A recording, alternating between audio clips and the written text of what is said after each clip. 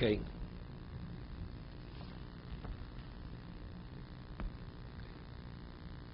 We left on page 100.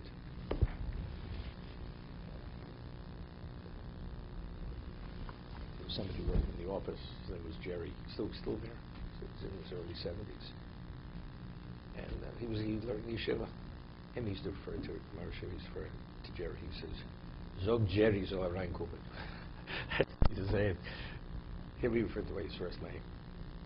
Yeah. Okay. We left off Lamed Beis.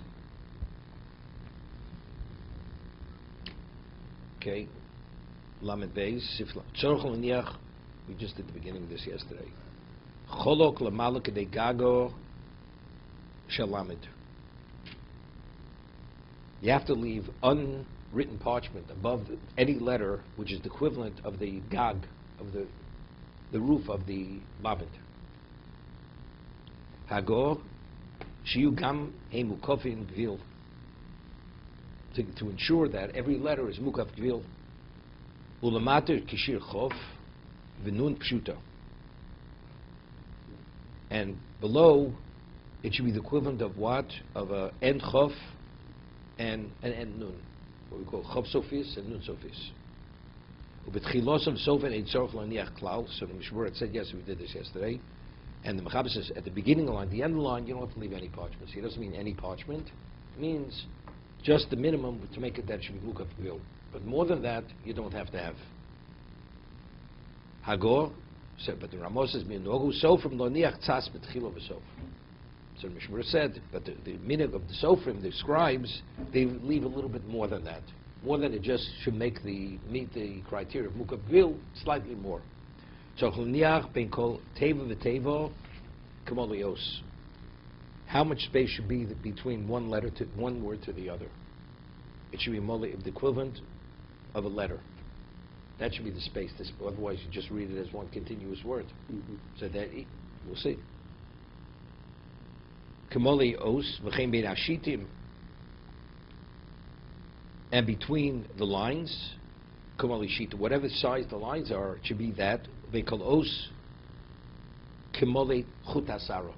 Within the same word, it should be the equivalent of a hairbreadth separating one letter to another. I mean, let's say sometimes, if you put the parchment close to your eye, you can see there's a slight separation. It's not sufficient. Because, I mean, you have to, when you look at it, it looks as if they're touching, right? It should be chut hasara. Chut hasara, it's noticeable that they're not attached. Kamo b'Sefer Torah, which is the halach in Sefer Torah, that the distance from one letter to another is kamol chut hasara, the equivalent of a hairbreadth.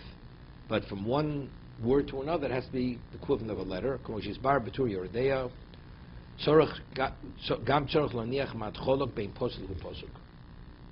one verse to another, otherwise, because to indicate that the pasuk ends before the next pasuk begins, you leave a little bit more.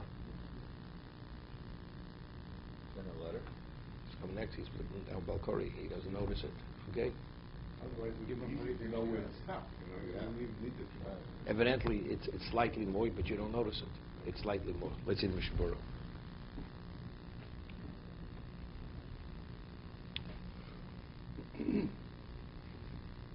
We left off pshuto. He says underneath you should leave enough the length of a nun pshuto, an en chof and an en nun. Vod mashal akov zkvilim v'tam l'chozer. What's the reason? Because if it should happen, that if you pull the letter down, the letter shouldn't go in. You're writing this letter. This line has no nuns, has no chavs in it, but very often does. So what happens if you pull the letter down to the lower line and there's a letter below it? There's not enough room to elongate it. Mm-hmm. So therefore, you always make sure that the lower line, there's enough room that if you should pull it down, it's not going to go into that line. Okay? Therefore, that's how the width of the line itself. That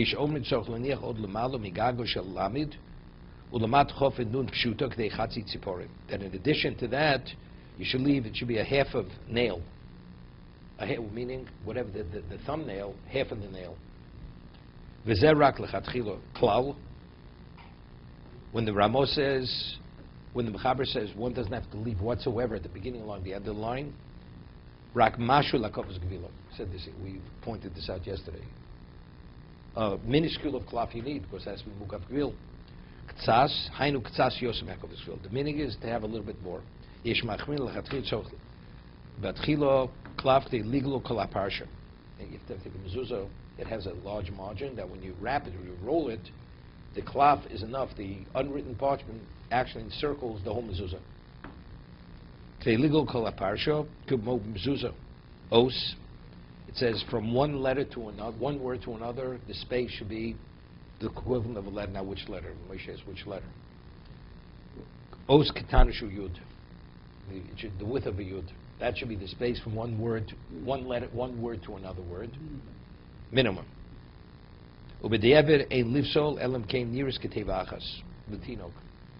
It's only possible that if a child would read it as one word, two words, reads as one word, then it's possible. Lo chokem v'lo tipish shito kuf mem dalid, yeah. Chem bin hashitim kmo leishito. What is this?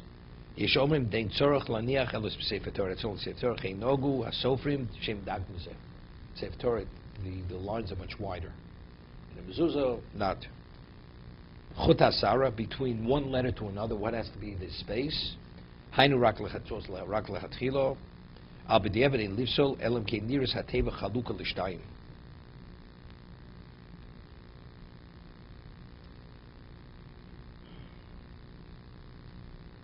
He says from one letter to another, which means here he's saying it should be no more than that.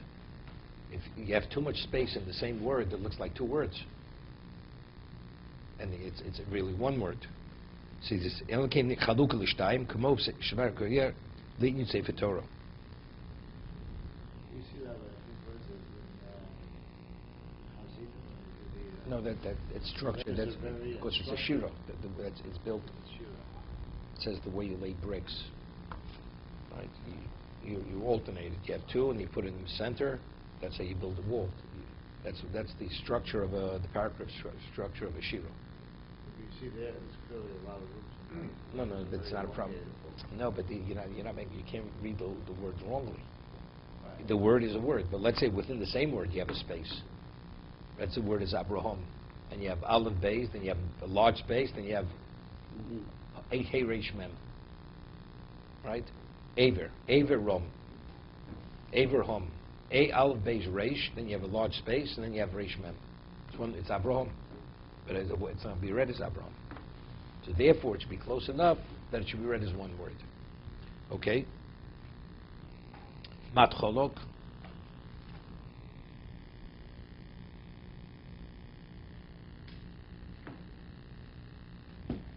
Kuf Mem Vov. I'm talking about Mat Cholok being posuk leposuk. Aval avogram amshem kam achronim. V'agrot is what Moshe has. Between psukim, from one person up, there should be even a larger space. He says, the Mogen Avram b'shem kam achron v'agrot b'yuro hichriu de'ein tzorach l'necholak yosem ein tevil l'tevil. You don't have to leave any more space than you would leave between one word to another. So therefore, unless you prepare, you could read it as if the pasuk just continues. Okay? So we're saying as long as the letters look like separate letters, and the space is not too wide between them, that it should be read as one word. Be'emtza posuk, lo kash kosashach, we are there, okay? So like I said, factually, sometimes you could read it as two psukim, sometimes it's not read as two psukim, it's just one continuous posuk. You know, it's interesting, I mean, according to the Ramban, that the whole Sefer Torah is Shemus Hashem. It's only God conjugated. The letters to the narrative should read as it is. I mean, it's really like a remes. It alludes to that. It's just like one continuous reading, the psukim. Right? It's unless you prepare, you don't know where it starts. The pasuk starts, you don't know where the pasuk ends. Because in reality, that is the reality of the Torah. It's just one continuous reading. It's one. You read it differently. Yeah. When you read it, sure. Okay, let's see Lamed Gimel. Yasa Ashuros Shavos Shlote Achas Nechneses Ach Yotzeis. Right? every line should end at the exact same spot, and every line should start at the same spot, meaning there's uniformity. Not you have one line shorter, one line longer. This is all hider.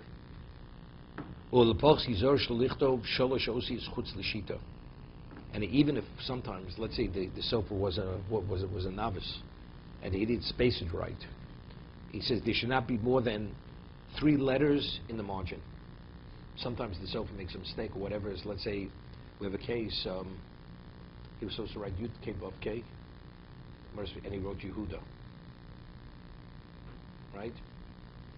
So he has to erase Yehuda. So now it's going to be shorter, or there's going to be a gap.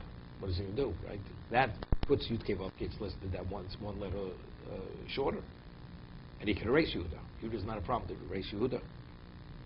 I mean, it's not this. This is speaking about where he didn't space it. He doesn't have enough room to get all the letters, and he realizes afterwards he left the word out. So he says he should make sure there should not be 3 letters in the margin. But if you do have, because there's a K, because what is it? It's lacking in hider. That's all. The uniformity it's more attractive, more beautiful.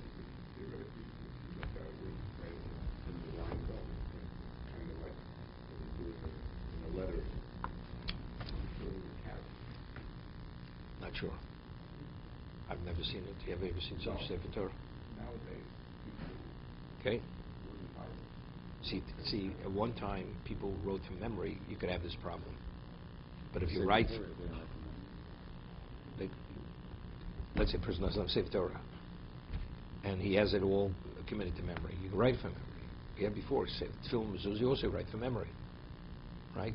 But you really have to be fluent in it. I'm saying, so if you write, you're not writing so the paragraph structure to get all the letters in. They're not all the same. What? Because they're all written from another Sefer Torah. It's written from a text. That's the reason. Okay, just let's read the Mishna Berura on this. Mat, Cholok, Lamed Givach, Yotzeis, Afilu Osachas. Mishum Zekel Nadeu. Even one letter should not be in the margin. Sholosh Osius, Midlo Chilek Mashma, Da Afilu El Sholosh Osius, He Miut HaTeva Oser. You hear what he's saying? What about if the majority of the word is within the margin, and only 3 letters are out in the margin? Stand. The extension is 3, but it's not the majority of the word. So you'd say, as long as the majority of the word is within the column, it's not a problem. From the Mechaber, he says it seems to be no. That even the majority of the words is within the column, it's still a problem. You should not have 3 letters out. You start the whole word in the next line. No. Yeah, you should. No, but again, he didn't space it right. You're right, correct. He says, but from the Rambam it's indicated that when we say you shouldn't have 3 letters in the margin, it's only where those 3 letters are the majority of the word. But if the majority of the words within the column, even though it's 3, it's not a problem. It's not lacking in Hodor, in Hidur Mitzvah. What about its 8 letters? Because according to the Rambam, as long as the majority is not out. So if you have 4 and 4, you can even have 4 in the margin, because 4 there is not the majority of the word. He says you machmir, but regarding Sefer Torah, as you machmir regarding Tefillin Mezuzah, that we said you should not have 3 in the margin, even though the 3 is not the majority of the word, even though the majority of the word was written within the column. I believe Rabbi Shedato Koponim B'Tefillin Shagil Yoris K'Zorim Yesh La'achmir. He says because the margins are smaller, in the Sefer you have large margins. You have large spaces from one column to another. So even if it goes 3 into the margin, as long as it's not the majority of the word, it's not such a problem. But in Tefillin Mezuzah, which the parchment is so small, when it goes in the margin, it's very noticeable. So therefore, it's a greater lack of hidur in a Tefillin Mezuzah than in a Sefer Torah. It's interesting. This famous Brisker Rov. Okay, even though it's going to go into the Gemara time. Howard, make a little lamdan here. There's a Rambam. The Rambam says that in Tefillin, we will halochim mishum sanei mezuzah tzorach sirtut. You have to score the parchment of the mezuzah. You write a mezuzah, you don't score the parchment, it's puzzle. It has to be scored. You look at every parchment. Sefer Torah, also scored. Every Sefer Torah, take a look there. It's written on, actually, it's scored. It's indented. No, not stenciled, not stenciled. The lines, like impression. There's an impression in the parchment. There's an impression, which is a line. Okay? Tefillin do not have sirtut. So the Rambam writes, why don't tefillin need sirtut? They shem mechupim. Because tefillin are closed. You know, they're rolled, put it in, it's sewn closed. Who sees it?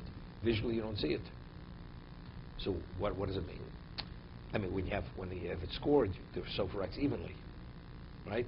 Even if you don't have an even hand, but if you write, you have a line to write on. You write on the line. So you have that certain uniformity. Every line is exactly straight. If you did put CO2 into Doesn't invalidate it. Doesn't invalidate it. Does not. It's kosher. Not a problem. would that be considered hidden? No. No, that's what I'm bringing out. So Brisker Rav explains the Rambam. It says visually you don't see it. Even the lines may be slightly slanted. One line is straight, one is slanted. It's not a problem either because one doesn't visually see it. Because it's so enclosed. So here we're talking about tefillin. You should not have 3 letters in the margin. We say because this detracts from the hider. And if you have the majority, for sure it should not be in the margin. Because so if you have an 8-letter word, 4 is okay. As long as it's not majority. What's the problem? If you don't visually see it, it's irrelevant. So evidently we see there's degrees of hider over here. If you're writing on a slant, it's less of a problem either than if actually it's lacking its uniformity where you're going into the margin. I'm just pointing that out. Tosfos explains the reason. What is the value of scoring? If you write a Sefer Torah without Sirtut, the Sefer Torah is kosher. But the minig is that we score a Sefer Torah because the Sefer Torah you read, and it's continuously seen. Therefore, you want it to be written in a perfect way. That's the reason why. Why do we roll up our mezuzahs? Why don't we just put them straight out so everyone can see them? Because there is in the back of the mezuzah is a shakai. Right? You ever see back if the mezuzah is transparent? You can see the shakai. You're supposed to have the shakai sticking out backward. I mean, but the evidence, it's kosher. I mean, you put it up even if you have the parchment unrolled, it's kosher. But l'chatchila, based on for many reasons, Zohar, everything, the shakai should be facing outward. So if you can only face outward if it's rolled. If it's not rolled, it doesn't face outward. But if you just put the writing back and the shakai facing out, that would. I'm not sure. That I'm not sure. I mean, once you can't read it. The only reason some people have it facing outward that the mezuzah, you could actually read the mezuzah when it's on doorpost. So that you say makes sense. You should see it. But if you can't see it in either case, so they roll it. Okay, to be continued.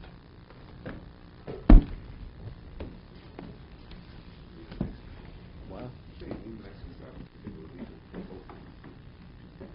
it's very interesting. If you write, you learn how to write Ksavashuris, even if you don't have such good handwriting. Person, you could write Ksavashuris because it's a technique. It's a technique how you form the letter, and especially if you write slowly. It's like you're writing within a margin. That's what you're. The stroke of the pen. I mean, unless a person really has a heavy hand, and so then it could be sloppy. But a person doesn't, even though his handwriting may not be neat, but Ksavashuris it could be really be neat. Can you be a left-handed self? Yeah. Actually, the advantage to be a left-handed because he's done. It's not simple. It's not simple left-handed. We rule halacha. If you're left-handed. We rule halacha. It's valid. It is valid. There was a story with my son, Rebbe Yoshev. I had given a Sefer Torah to Rebbe Yoshev. He had given 2 Sefer Torah. One, a large one that already was written, and one that was written based to his specification. A little smaller. And he chose the Sofer. Every detail of that Sefer Torah was based on his position.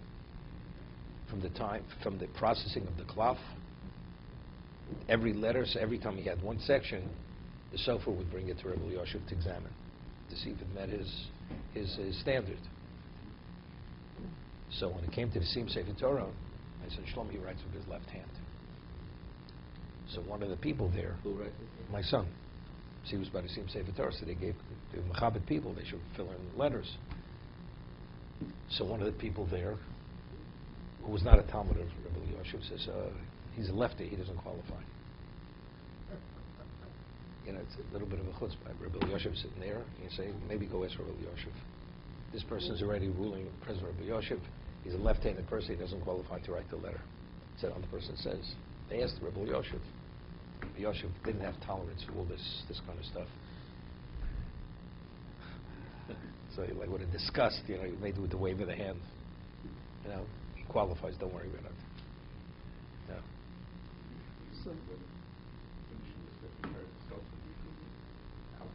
Yeah, okay, we spoke, but the evidence kosher. But the evidence still.